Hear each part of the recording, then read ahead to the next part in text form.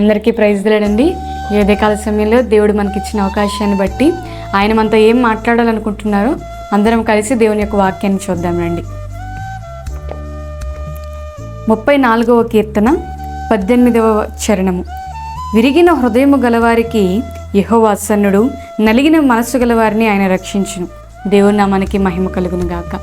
ఈ ఉదయకాల సమయంలో దేవుడు మనతో మాట్లాడుతుంది ఏంటంటే, నేను నిన్ను రక్షించి నీకు సమీపంగా ఉంటానని ప్రభు మనతో మాట్లాడుతున్నాడు.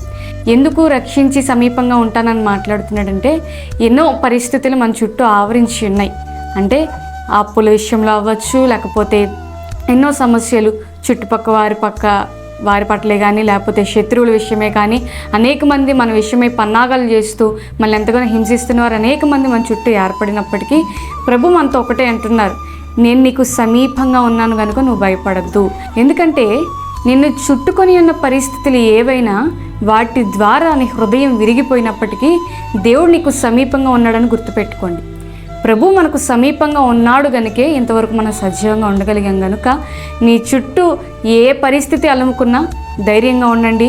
ప్రభు మిమ్మల్ని రక్షిస్తాడు కనుక ప్రతి విషయంలో దేవుని యొక్క వాగ్దానాన్ని జ్ఞాపకం చేసుకుంటూ మరింతగా విశ్వాసంతో మనందరం కూడా ముందుకు సాగిపోదాం.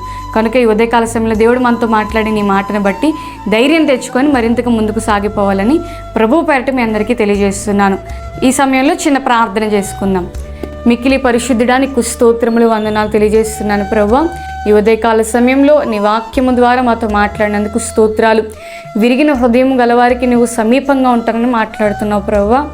అయ్యా, మమ్మల్ని చుట్టుకొని ఉన్న పరిస్థితులు ఏవైనాను ప్రభువా, మాకు సమీపంగా ఉండి మమ్మల్ని రక్షిస్తానని మాట్లాడిన వాడా, మాకు సహాయం చేయండి.